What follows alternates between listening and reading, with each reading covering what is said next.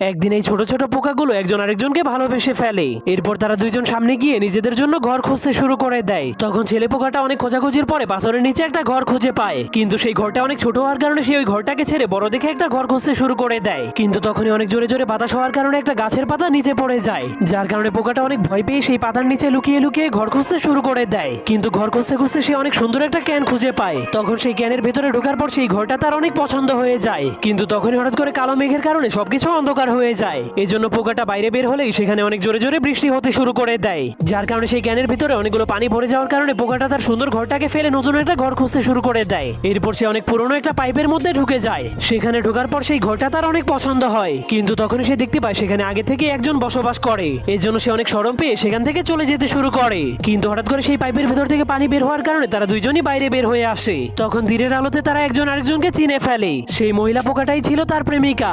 এরপর তারা জঙ্গলের